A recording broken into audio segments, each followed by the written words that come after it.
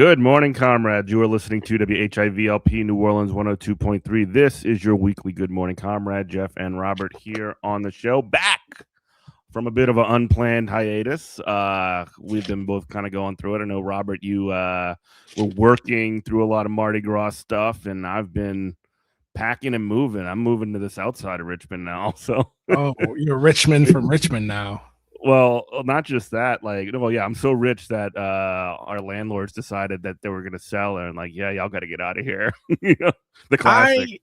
I know somebody that's going through that right now. I have a friend in she lives in the quarter, and they're going through that right now to where they're soft evicting people just by refusing to renew their lease, and then but they gave her an option to buy. It'd be like $130,000 for a place like literally in the quarter, which you think that's cool until it ain't, because she doesn't drive, but like to drive, like you don't have a parking spot. I mean, at some point you're gonna want to go to, because she's always like, "Oh, can you take me to Costco?" And I'm like, "Yeah, I can, but like also where you live sucks." Like it's just one of those things. You think you want to live in the French Quarter in Louisiana and have a parade go down your street until you actually have to live in the French Quarter in Louisiana. So I get that. Landlords are terrible. As somebody who is a landlord, because my wife and I, we rent out the other side of our house. It's I don't know, I'm trying to make it so people who don't live in New Orleans can understand this, but it's a multifamily house. But that double. Way. It's a double. If you live in New Orleans, you know exactly what I'm talking about. And we actually lowered the rent because we just didn't want to go. Like, we understand that, because I had a discussion with our tenant, and I was like, "Hey, your lease is coming up," and she's like, "Yeah," and I'm like, "What if we took $100 off the rent so you don't want to move?" And she was like, "Oh," I was like, "Did you think I was gonna raise it?" And she said, "Yeah."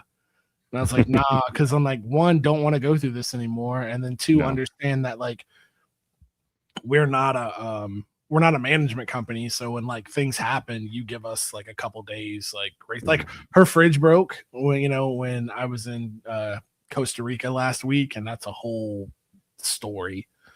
And so we had to coordinate from Costa Rica to like get her a new fridge, which wasn't that big a deal, but it's just something it's just it's just one of those things to where it's like you can't, it's just two people and not a management company. So, and I know that's like against I always joke to be like, well, just speak, highly of us when the revolution kicks off at our tribunal, at our struggle session. Just do that. That's the best thing you can do for us, because it's so funny. Like it like being a landlord like fucked me up so much, to the point where I actually had a friend of mine, a guy I know who's like, he's a traveler, and he like lived in a squat. He's like, he was in like in a leftist gun club, like the whole bit. And I told him that, like, kind of out of shame. And I'm like, "Man, I don't know what to do." And he goes, "Well, it's like this." He's like, "What's the rent?" And I told him what the rent was. He goes, "That's well below market value." And he goes, "Well, here are your options." He's like, "Turn it into a squat, a punk house, and it's going to be destroyed. You could try to make a shit ton of money off of it, which you're not doing. Or you could move into the whole thing, which, you could tear the wall down and move into the whole thing. And now you've just taken affordable housing off the market." He's like, "You're doing the right thing." And I'm like, "As best you can." I'm like, "Well, thanks. I hope you're not just saying that."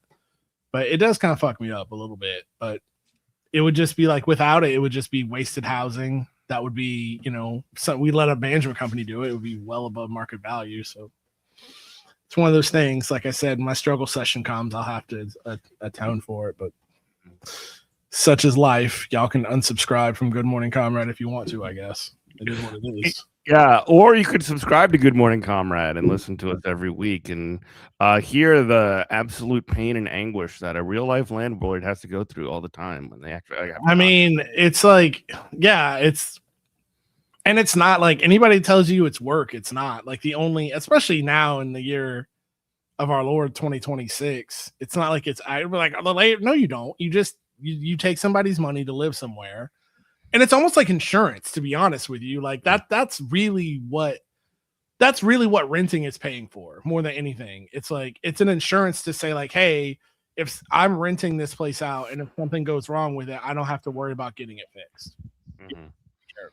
And that's kind of what it actually should be if we're gonna be landlords. But If somebody has to own the property, that's not the person living there. It's the next, or like probably, I guess maybe the slightly less than the worst thing that we have currently. Yeah, no, 100%. I don't know. During that's really it. But yeah, things have gone like I don't know. I don't say things have gone bad personally for me, but it's like it's just been a whole rigmarole, and now buddy, sleepwalking into World War III. Yeah. I will say that your tribunal will probably come like really late in line. Like there's a lot of people in line in front of you that are heavier offenders. I will tell you that. Yeah, sure. I have no problem with the struggle session. Like, a re-education camp. Like, let's go get re-educated a lot. But most of these cats they're not even educated in the first place to go get re-educated. That's funny you say that. I was actually listening to Sam Cedar of the Majority Report the other day, and he said something really enlightening, kind of on the same topic. And he said, I used to get people calling me when him and Janine Garofalo used to do Morning Sedition in the 90s, or not the 90s, like the 2010s ish, post 9/11, definitely was post 9/11 because I was out of the Marine Corps. Listen to Air America, and people will call him and say like, oh, he's like, I'm a liberal and this and that. See, they're like, see, you admit it, you're a liberal, that's disgusting, like blah blah blah blah blah. And now he said the other end of that, you get right wingers and reactionaries calling him and say that. He says now the other end of that is just like, oh, people call up and says, oh, they're calling him a liberal as a pejorative on the other end. It's a leftist calling him liberal, and he's like, I much rather live in this world than the one I came from in the 2010s. He's like, it's fine if the children have passed me by. It's like no problem with that. It's like, yeah, no, that's completely reasonable. That's I say about getting older. And I feel like my politics are just becoming more hardened, but just more left hardened, obviously, it's just the crumbling the state of late stage capitalism. But if I live long enough, I want to like understand the children on a level of, well, I don't get it, but I hope you're having fun. And as long as you're not hurting anybody, then I'm good with it. But yeah, I went to, I had the obligatory blow up with the in-laws in Costa Rica, which was hilarious. I think Jeff just dropped. Yeah, he's on Wi-Fi. He just dropped, but that's all right. I can carry this. So after Mardi Gras, I was super busy with Mardi Gras for work stuff. And then after Mardi Gras, I took a air quote. If you're watching this, if you're listening to this, the air quote vacation to Costa Rica with my my in-laws. My father-in-law and his new wife who own property in Costa Rica. And we had the obligatory, we had the blow up. It's a long story. It was, he thought that my wife bought something from a local vendor. He thought that she was getting scammed. He got huffy about it. I was fine. The moral of the story is I was fine with her having, whatever argument she's going to have with her father. That's their relationship. But it got into it to where his wife interjected herself and started talking to my wife. It's crazy. And I was like, well, that's not going to happen. So I come in off the top rope, as I do, incredibly hyperbolic. And I said, no, this ain't going to go down like this. And we fought about it. And I pretty much dropped the, the 20s, I guess, were the banana wars, right? I pretty much dropped, 80 years of U.S. colonial history on him in about the span of 2 minutes. And pretty much, not that they're bad people for buying a home in a place like that, but how buying a home in a place like that and not understanding where they were and still having the attitudes that they have, it's kind of gross. And maybe they should, did they ever think about, hey, we have the money and the ability to live anywhere in the world, and somehow we found ourselves buying property in a home in a country that's friendly to Americans. For some reason, it was really easy to buy property in one of the most beautiful places that exist on Earth, and not knowing why. I felt some kind of way about it, and I didn't want to get hyperbolic about it, and especially on record here on the show. But I felt that it did need to be addressed, like for my own mental health, and just as kind of, I don't know.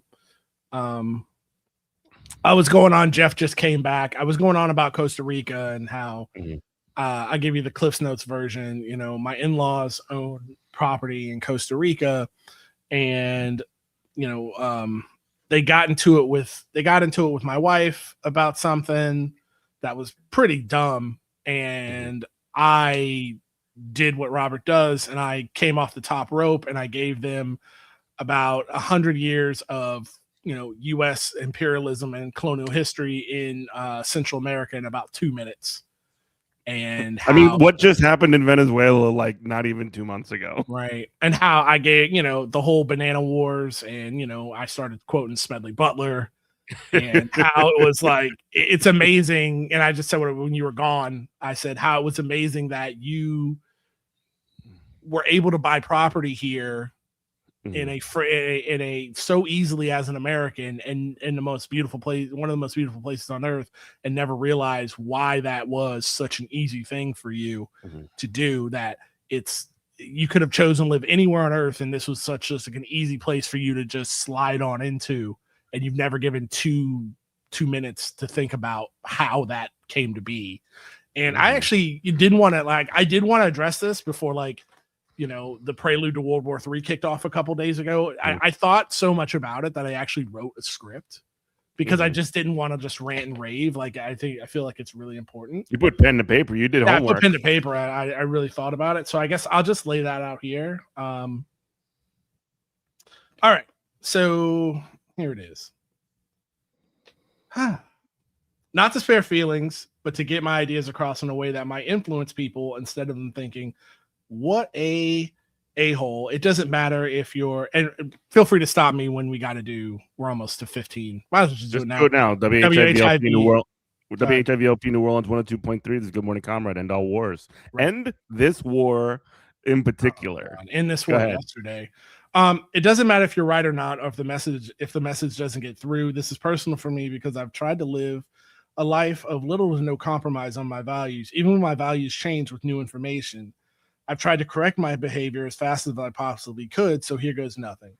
Costa Rica is one of the most beautiful places I've ever seen with my own two eyes. Stunning mountains, immaculate coastlines, beautiful, welcoming people, fascinating ecosystem. For many people, it is heaven on earth, but when you gently scratch the surface and just take the minuscule amount of time to learn its surface level history, you'll be forever in two camps. One camp I call the Pura Vida people. The phrase Pura Vida is equivalent of no worries or hang loose. This attitude, Margaritaville stuff. Exactly. This attitude permeates Costa Rica's main export, which is Western tourism and expat land ownership. It's the bubble that those who come to this island get to live in. The hippies that turned into yuppies get to live the dream of finally tuning out the world around them. But that cloud they float in is supported firmly on the backs of the Costa Ricans that they look down on. Maybe it's direct racism and classism. Maybe it's living in a house on a hill, physically looking down on them. Or maybe it's the infantilization of the native residents by stating over and over again in syrupy, sweet tones that the people here are such hard workers. Ignoring Dude, can I pause you right there? Yeah, absolutely. I remember I was watching one of the most poisoned shows in the history of the world. It's called House Hunters.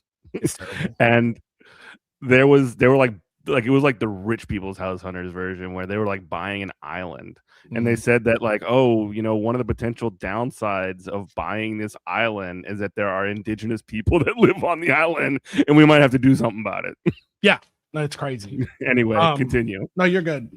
Like I said, so maybe it's the syrupy, sweet tones that the people here are such hard workers, ignoring the reality that no matter how hard they work, they will never be able to live even the fraction of the life you lead in their own country. The country that you were able to just swoop in and slice up and buy up right from underneath them. Personally, I've never known anyone that wasn't a hard worker, besides the people who feel they can pass judgment on people in a lower socioeconomic class than them. When you visit or live in a place like Costa Rica, that depends so much on your enjoyment of their birthright, you have to read between the lines. Look at the faces when they aren't serving you and dig a little deeper into where you are. If your sensibilities can handle such a thing. In my opinion, you have to be a complete person. To be a Westerner in these places, you have to train your body and ego to sit with discomfort.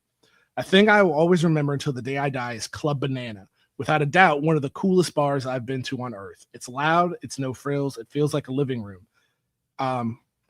My tour guide, it's everything I like. My tour guide asked me what I had done in town, and I told him my new favorite watering hole. He looked me straight in the eye, let out a long sigh, and said, "I'm really glad you enjoyed it. There's so much history there."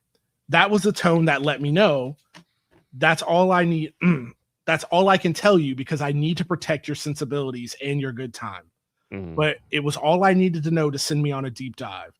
I'm a Marine Corps veteran, so I have some knowledge of banana wars already, but not of Costa Rica's involvement, or to be accurate, non-involvement. But I'll cover that in a bit. With just a single Google search, I learned the significance of Club Banana is that it exists in the Zona Americana, the racially and economically segregated part of Capos, Costa Rica, that's the name of the town, that had the best amenities, best schools, best water, best food, that was only available to Western business class residents of the town who work for the corporate side of United Fruit. So what I'm talking about is one of the most evil companies on earth. Evil companies on earth, 100%. It's like the Coca-Cola, United Fruit, East India Company. There's a couple more I can think of. They're just absolute, just evil. 100%. So what I'm talking about is an apartheid system not enforced by government or local laws, but by Western government's real masters, capital. An effing banana company, an evil, murderous organization that hides its literal crimes against humanity behind its new face of the Chiquita Corporation. A company that at its zenith was more powerful than nations, destroyed and raped Central America and its people. And just like coal companies in America, violently crushed labor movements and compensated its de facto slave labor force with script, forcing them to depend on United Fruit for their survival. Costa Rica is often called the Switzerland of Latin America. This is quite inaccurate. It's closer to France. It's really the Vichy France of Latin America. The only reason it survives and thrives while neighboring countries suffer with governmental instability caused by the United States is because it's submitted to capitalist rule by United Fruit. The Costa Rican government sold out and allowed the pillaging and brutal exploitation of their natural resources and their people. The United Fruit Company used Costa Rica as a model country, an example of what could happen if you didn't resist their exploitation. You need to recognize as well that these forces haven't gone away. Travel the country and you'll see row after row of palm oil plantations that cut through where rainforest once was. Look up business blogs and articles and you'll see the new craze industry Costa Rica is touting is the budding microprocessor manufacturing industry, guided by the United States, no doubt, as its military is overstretched and its predictable decline, so we can no longer guarantee our hold on Taiwan as a vassal state to make us chips. With all that said, I'm not against its tourism or rich expats moving there. We all need to live somewhere.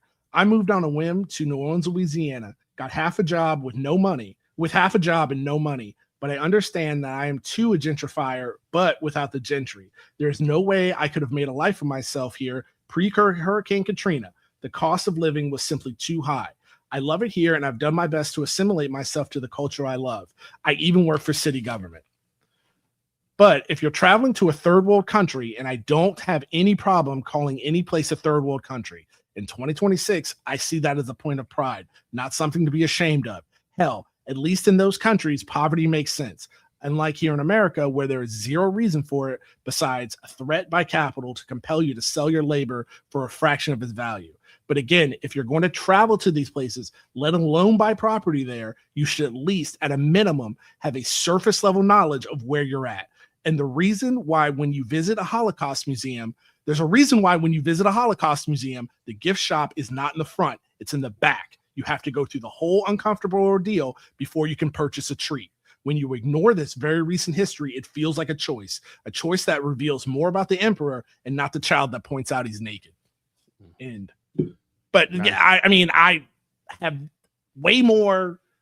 I had way more venom than that, and that's as silly as that's written. That's the person I'd rather be. But you know me, mm-hmm. Like I'm hyperbolic, and I don't take back anything I said. But I just wish I could not raise people. I wish I'm not this like orb of logic, mm-hmm. But I do have I do have thicker skin than most people, and maybe that's a combination of growing up poor, and also honestly the Marine Corps.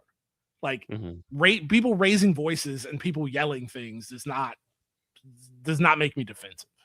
Mm-hmm. But to most people it does, and I need to understand that. But it's like the point still stands. Like there's a reason why you live there and not in Guatemala or in Honduras mm-hmm. or any other countries that the United States and with the United States has not decimated for United Fruit. And you just need to recognize where you're at. It's not decimated because they've played balls for such a long time. Right. Yeah. And everybody who doesn't play ball with the American Empire, like they're made an example of essentially. I mean, that's not just in Central and South America, though. That's where we have most of our history of doing that in more modern history. And we can sort of use that as our transition to countries that are not within America's quote unquote backyard, but places abroad. I'm talking about Iran.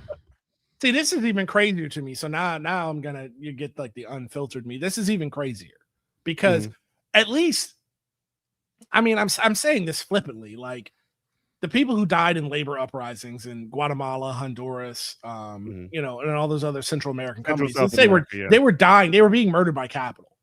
This war is these people, the Iranian children were murdered on the first day in a calculated strike to soothe the pride of a pedophile.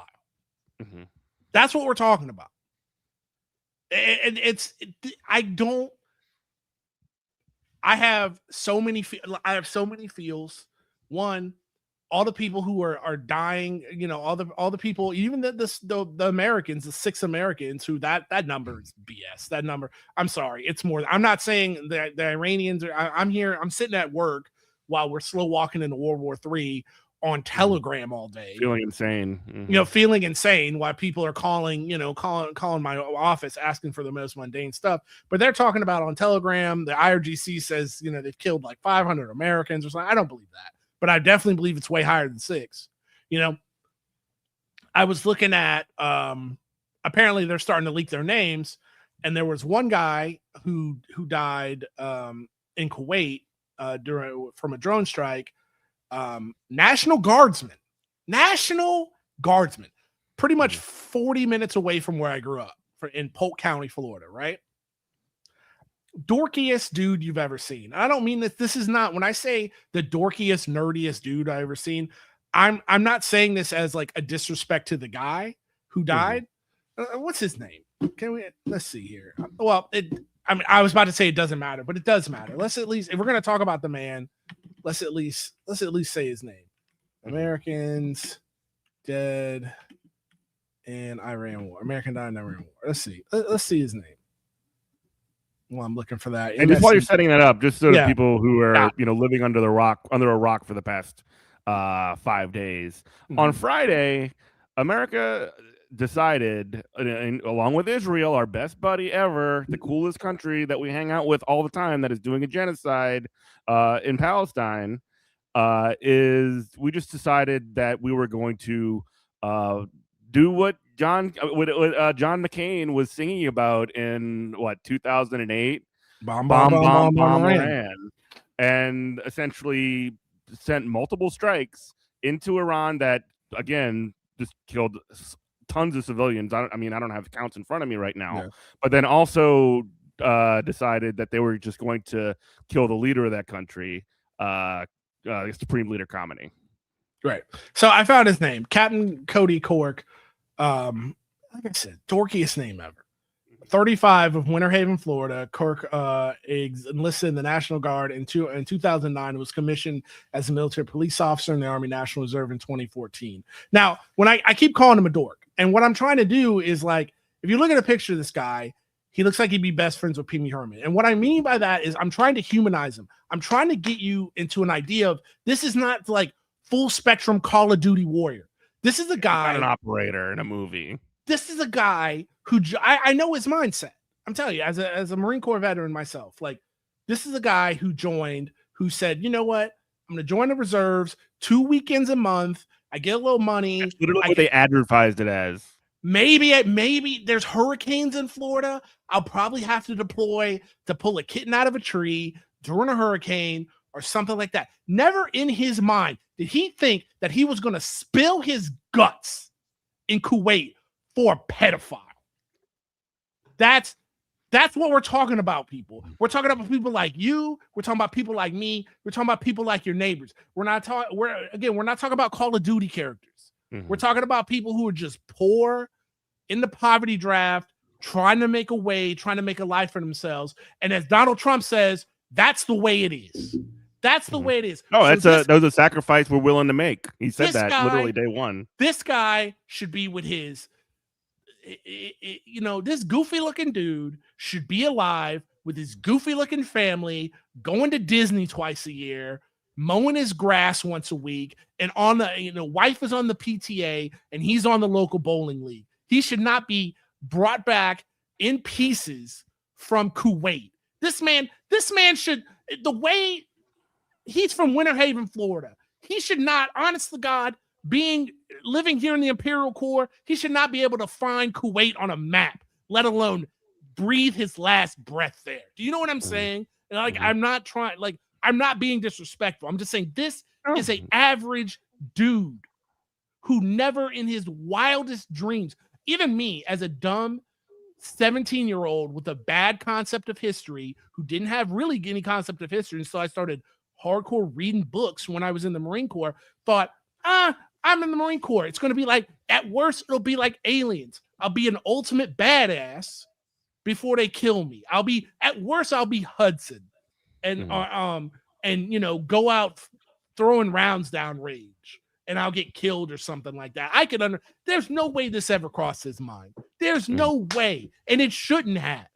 His birthright was to be born in the most powerful, richest country on earth and to have a comfortable life. And I know I just went on the screed about capital, but I'm just trying to say, like this is crazy that we send our sons and daughters to die in places that they can't even spell, pronounce, or find on a map for these dudes' egos.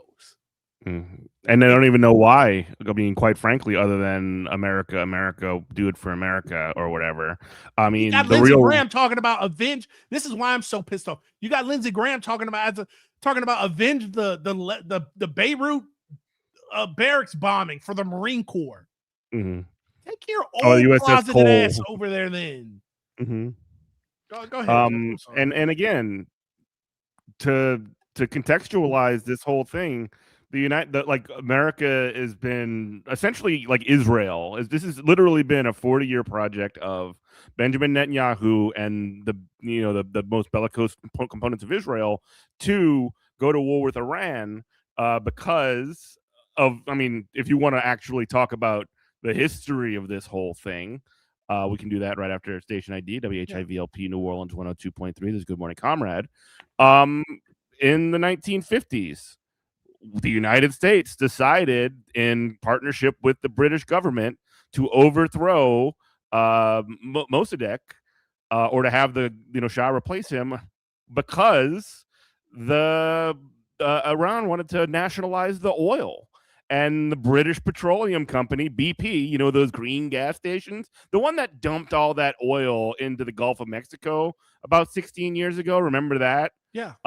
They decided that, well, we can't let them nationalize their oil. That's our oil, essentially. And they essentially overthrew the effective government of Iran and replaced it with a one that was much more friendly towards them, which was, again, because it was so repressive, overthrown in the 1970s. And that's who's been in charge ever since. And that's what I mean. Like, this is even worse because that's an evil that I can understand. Does that make sense?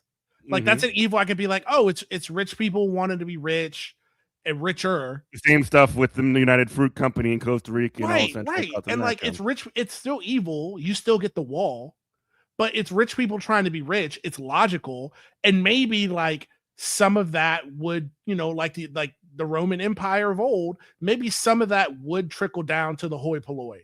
I mean, trickle down economics that's not a thing, but you know what I mean? Like, there was a period after it's a lie that you can understand. Yes. This is to literally protect pedophiles, dude. And for people's and for Marco Rubio's ego. Like, well, that's what I this is crazy.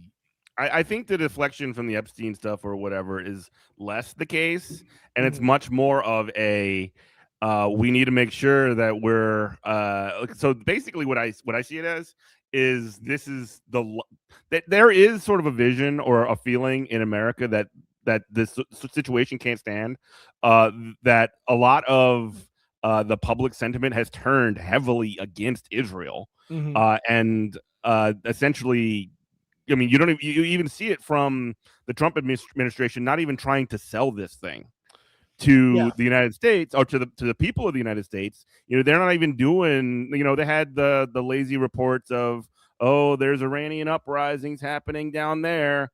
Iran has decided to murder its own civilians while we're also murdering our own civilians here. But then they just decide, you know what? It's Friday night. Just launched the missiles and bomb the schools and all this other stuff. And I mean, again, it's one of these sorts of things where they're doing it only because they can, and they in a future period they're either going to be dead or they won't be able to do it. They'll be displaced from power. And this is something that somebody like Benjamin Netanyahu has been pushing for our entire lives. Our entire lives.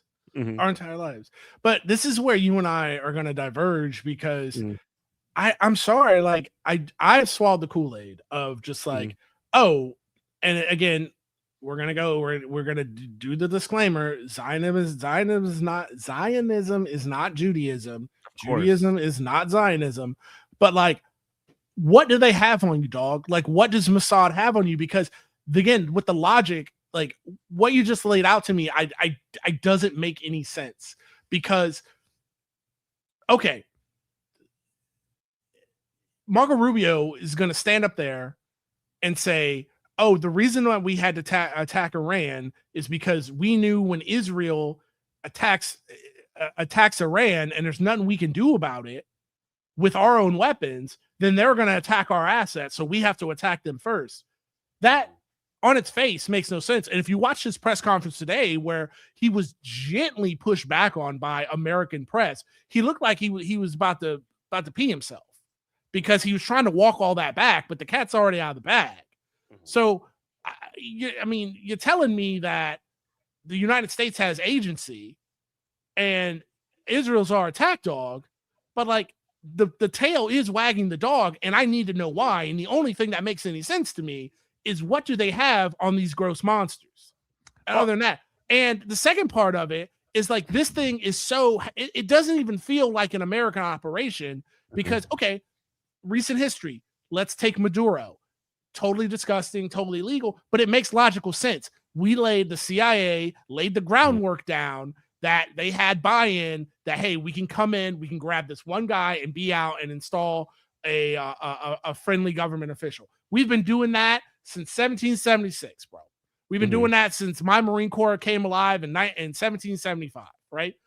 But this, do you really think that, and maybe it is, maybe we're just in a place where the United States is so racist, the Orientalism of it all, that they really thought they were playing Call of Duty or Command and Conquer. Actually, that's not even true. This doesn't even work in video games. That they were going to go and kill an 80-something-year-old man who no disrespect to any Iranians or any Muslims, but an 80-something-year-old man who spends his days thinking about what new types of pork should he tell people not to eat, somehow killing this one man in his living room was going to somehow topple the government. That's not the America. That's not the America I know. Not just that's that, not the CIA I know. Not just that, like Iran is a state of 93 million people. Iran, and just like looking historically back, is probably one of the architects of what we know now as the modern bureaucratic state. Are you telling me that they don't have a succession program in place for their 85-year-old supreme leader? The 87-year-old who they have 100 people on a list of succession at this point.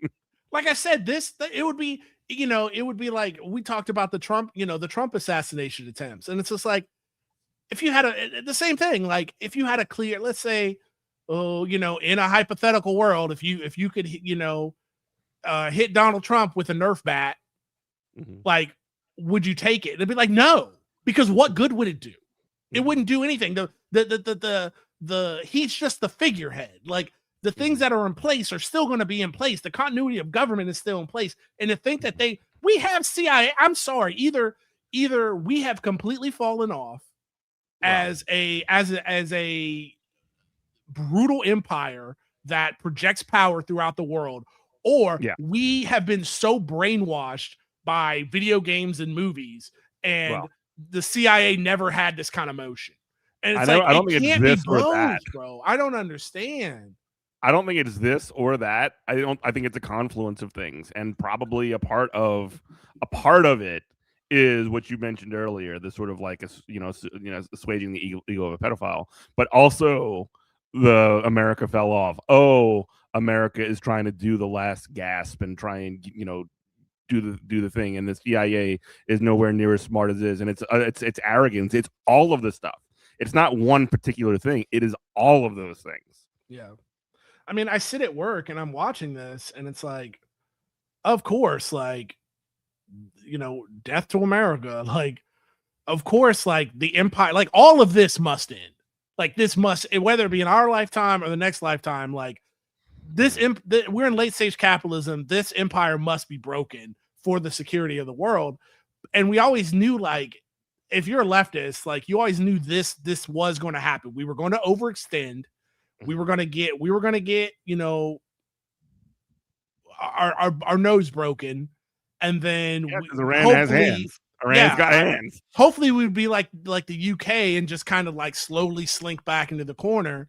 But I'm terrified because it's like, I don't want to be hyperbolic about, like, not hyperbolic. I don't want to be giddy when I see like the empire falling apart, because I know at the end of the day, like, not even us, like, we can't control Israel for whatever reason, the Epstein files, Mossad, whatever they got on us, we can't control Israel. And we know Israel has nukes. So it's like, I can't even be like, well, I hope it all falls apart. I hope Tel Aviv falls apart, because they'll go to the Samson option and end the world. I'm not so sure that Donald Trump won't do the same on the way out. This whole thing is like a Western death cult. And there's nobody, this is the first like real war, I think, in my lifetime, because there's really, when I say that, it's like the real ramifications of war. It's not like there's nobody to cheer for. Yeah. There's no like, well, I hope the good side wins, because, the bad guys at any moment can end the world, and the bad guys are us. Like, NATO is dead. You got Poland. I don't know if you saw it today. Poland says, oh, we're getting nukes. We're working on it right now, because they're seeing what's happening to the Gulf states. The whole reason the Gulf states aren't armed, because we are their security blanket. And as soon as Israel is threatened, we're recoiling from the Gulf states, and not only leaving them on the chopping block to be hit by the Iranians, leaving our own service members like that army guy I just talked about to get murdered. We're not the HIMARS and the Patriot missile systems aren't there to protect them. They've all got to be kept in Israel for some reason. It goes back. This is the conversation we've been having for so long, to where it's like, there's something else going on here, because I don't understand, as brutal and disgusting as they are, why we cannot have the same arrangement. And I'm being as cynical. of course I don't want this. I want these colonial cancerous growths to wither and die. But I'm being as cynical as possible. You've heard me say this. Why can we not have the same arrangement that we have with Israel with the Kingdom of Saudi Arabia? Something else is going on. Mm-hmm. I'm sorry. It just is. Like, you can't really. I'm fully all in now on, like, whatever the reasoning is. I mean, you can also see the progression, right? Like, how could you, if you're an insane bloodthirsty monster like Benjamin Netanyahu, you can essentially see that America will allow you to carry out a genocide with, like, maybe a crossword here or there, but ultimately materially supporting them entirely throughout 110% while they're bombing schools, bombing hospitals, bombing neighborhoods, and then bombing the tents that they put up when those neighborhoods are down, not allowing any media into it, and just covering for them every step of the way, not just Republicans, but also Democrats. And with zeal, how could you, if you're, that, monstrous demon, piece of not then come to the same realization that, wait a minute, we could do anything anywhere in the world and America will have our back 10 million %. Exactly. It's just like there is no break. There's no backstop to any of this. The only backstop that there is potentially is Iran itself. And China.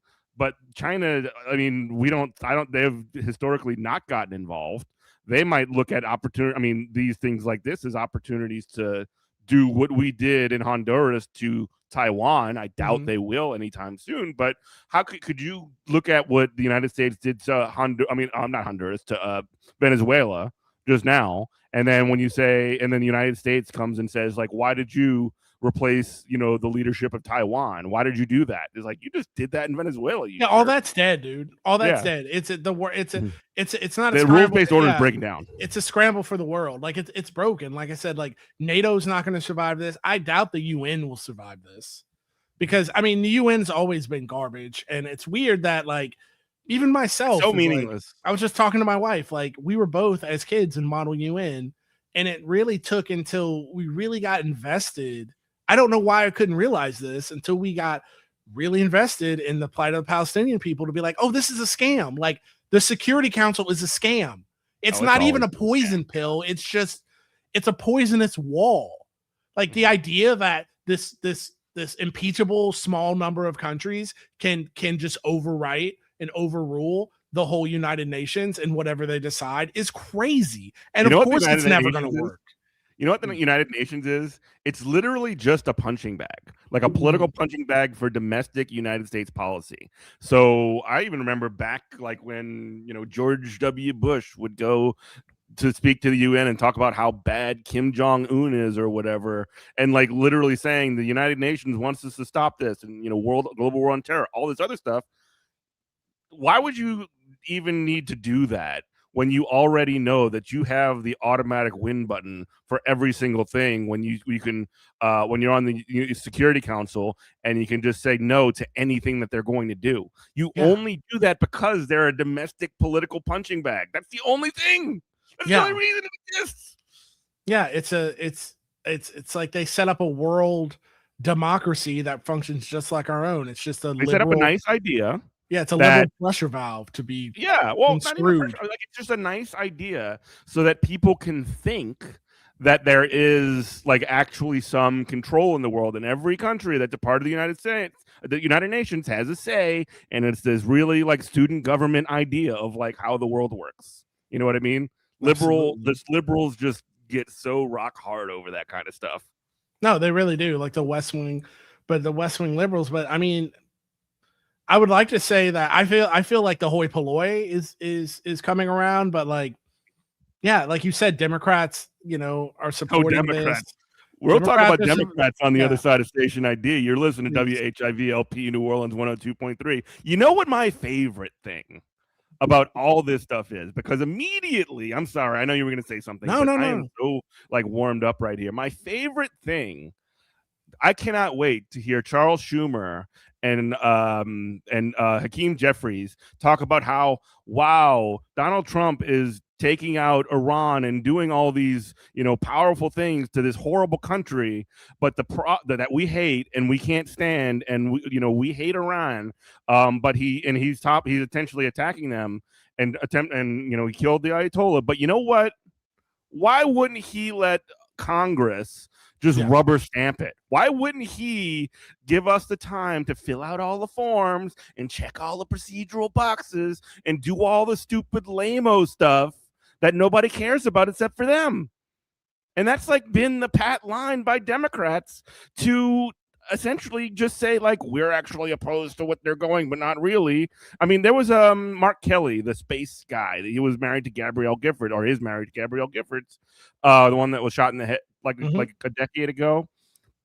He was asked the question as to whether or not he would support the War Powers Act that was in Congress that would essentially say, hey, actually, Congress is supposed to have a say in this. And he was like, oh, I don't know. I'd have to take a look at it. Probably won't support it. It's just like, oh, okay. Like Democrats are just like all 100%, 10 times just like balls to the wall on this whole thing. They just want to have like the lamest excuse for why they just like have to be critical of the president. And it's just like nobody's buying that except for the like political class. Yeah, you're starting to static real bad. You hit a wire or something. The thing that it's a really kind of disgusting. I don't know. It's a dystopian best of times, Dickens, worst of times, because nobody's buying this war of aggression for no reason. But also at least John Fetterman, who I hate, has the dignity to be a proper bloodthirsty warmonger, right? Yeah.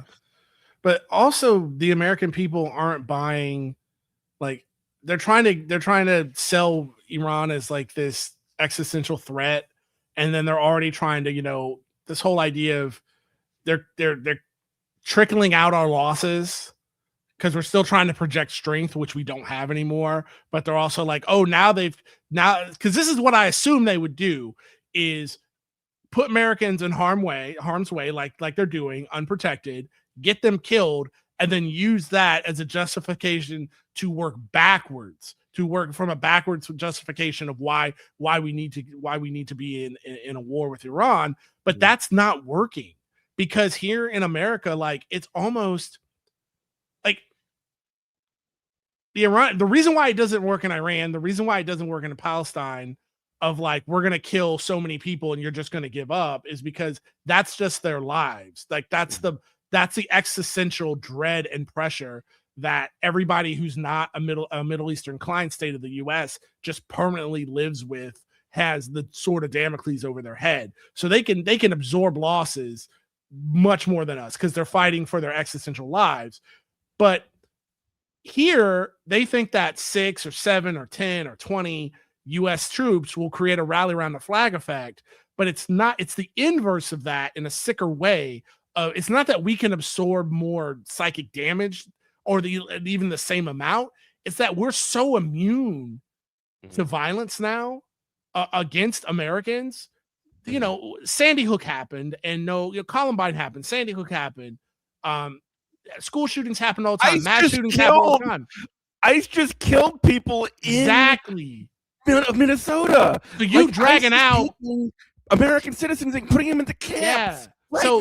So I'm seeing it when I watch, Fox News, Newsmax, even CNN and MSNBC, who are doing state-sponsored propaganda.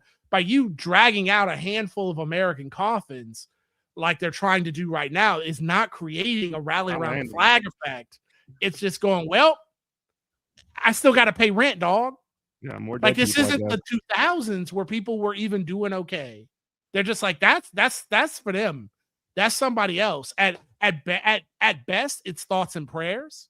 Yeah. I mean, not to toot my horn, but nobody's given the analysis that I'm giving of just like, no, these were actual people who were poor people just like us, who should never been there. But at best, it's like rip, rest in pepperoni, thoughts and prayers. At worst, it's like, haha, get it how you live. Yeah. And it's like, they're trying to do a global world on They're trying to do a global war on terror without 9/11. Like, what the hell? What are you doing? Yes. But like even and I do think it's like important to like also like look at how the United States is using these like largely astroturfed insurgent movements that were happening a couple of months ago alongside the Iranian diaspora population, which is one of the most like pro-American imperialism groups of people that exist on this planet, and essentially saying like, oh, we need you to rise up and overthrow. That gives the game away right there. Yeah. But it gives the game away, one, and then also like, oh yeah, you know what's going to make us want to make you rise up and overthrow your oppressors or whatever? Us bombing a school with 100 children in it. Yeah, that's going to make you. That's going to make you support us and not your regime. Like you're actually moving the people that already hate them to our side, to their side more. Yeah, I mean, but no, don't think about it like that. Think about it like this, man. Like, there's a really easy way to assure that like women's civil rights are not abused in Iran. It's to kill little girls to make sure they don't grow up to be women. It's the best way to do it. I'm sure those little girls and their families, I'm sure they feel so much more free that those little girls' souls have been liberated from their bodies. And that comes to another thing. Don't, people who are listening to this, don't let them, these people are going to come at you and they're already starting. I see a little bit and it's getting tamped down. So I'm really kind of impressed. But it's like, oh, you just brutal dictatorship in Iran and they kill all these people. Like, these people give a damn about any Iranian person and at all. And I think why so much of this is backfiring too is because you see, I was watching Nick Fuentes the other day talking about with his limited Rumble crowd talking about, oh, y'all need to vote for Democrats because, the Republican Party and the MAGA movement has lied to us. And what he's trying to, and what he's really trying to say is, yeah, he's saying that, oh, it's because the regime, the current administration is not fascist enough for him. But what he's really trying to communicate, if you listen and read between the lines, is that, look, we live in a fascist government now. We live in the Fourth Reich, and my life still sucks. At least Hitler built the Autobahn and the trains ran on time. We don't get any spoils of war. We don't get any benefit here. The white people, the white race that's supposed to be defended by the Stephen Millers and the Pete Hegses of the world are getting nothing out of this. And it's just humiliating. It's the Marjorie Taylor Greene line. Yeah, absolutely. And I just see more and more people that I would never agree with politically being like, well, 3 F-15s fell out of the sky, but yet I don't have health care. And I'm like, brother, you sound like a leftist, but I agree with you on that argument only. I know, it's crazy. And the old vet in me, the old grumbly vet, I'm telling you right now, here's my plan, because anybody under the age of 40 who, and I've said this before on this very show, who before we even got into this hot war, anybody under the age of 40 who wants to sit here and talk greasy, talk slimy about, oh, they had it coming and this and that, and I hope they blow Tehran to the moon and aim Israel high. I'm like, well, then you need to go visit your local recruiting station. And you need to tank the ASVAB to make sure that you get into a combat role. Because if you're not doing that, you need to, what I'm going to start doing? I'm not even kidding about this. So when I encounter these people, and I saw this on I saw somebody trying to talk like that, and I replied to him with that exact same thing I said on a PSL, Party for Social Liberation page here in New Orleans. And I said, until you're ready to do that, I'm going to need you to drink a tall glass of SCFU. And I'm going to start doing this. All these local recruiters, Air Force, Navy, Marine Corps, I'm going to get their information. I'm going to start printing off little business cards for them on my own. And I'm going to go, give me your phone. I'm going to say, pick one of these, give me your phone, and let's call them right now and get you in the system. Because you look like you're talking like you want to go do something. And they got all you can eat. You want to go do that? Be my guest. But until you're ready to do that, please shut up. Please shut up, because I don't want to hear about it. You're a paper tiger. You're a chicken hawk. No worse than Lindsey Graham, who's in the closet talking about he's going to avenge the Marine Corps barracks bombing in 1983. Man, if you don't get out of here with that, you miss me with all that. As we kind of come to our close, anything on the way out, Robert? I don't know, man. I'm just feel raw. Like I don't know how to feel. Like I said, I feel terrible because I'm watching this war take place on Telegram like a news junkie. People are dying on both sides, all sides. I mean, the only people I can really hate are just like they say. I don't know. They say they're well, why would they bomb civilians or why would they target civilians in Dubai? Mm-hmm. Here's a hot take. Iran? No, yeah. Why would Iran do that? Here's a hot take. If you got the money to go to a slave place where they have slaves and you want to go there and spend your money in your free time, I don't think you're a civilian. Sorry about it. Well, Sorry and about it. Also, sorry like, about it. Even if you don't think that, like, there are literal, like, even if you don't think that, like, there are military assets that are being used to launch the war in Iran that just went off. Why would Iran leave those places off the attack map? Like, and that's the thing. They're not hitting civilian targets. What's happening is, so let's say you're stationed in Qatar, right? Well, they've emptied out the base, but they're stationing they're bivouacking, which means giving all the troops in these hotels. Iran knows what they're doing. They just hit a CIA installation in KSA. So they're doing intel. This is not a middle of the mall country. This is not and also if you remember, like, what does Israel always say about Gaza? That they're using civilians as human shields. That's literally what the United States is doing. That's literally what Israel has done in Tel Aviv for how long? By having military bases among the military installations among the city. Like, of course, like they're just every accusation is a confession. That 100%. So as we're back from hiatus, we're gonna keep the show rolling. I'm doing it from the road, so if my internet is floppy, it's because I'm on a hotel Wi-Fi. That's what's happening. Yeah, it's a hotel Wi-Fi while you scratch. And let me tell you something. Every hotel I go to, the Ethernet never works ever. Oh, ever. I know. But yeah, you can check us out every week on WHIVLP New Orleans 102.3. You can check us out on this space. You can check us out on our website, goodmorningcomrade.com. Robert, tell the people bye. Bye. Stay safe out there. Yeah. End all wars. End this war. Jesus Christ. End all wars. Yeah. We love you. Bye.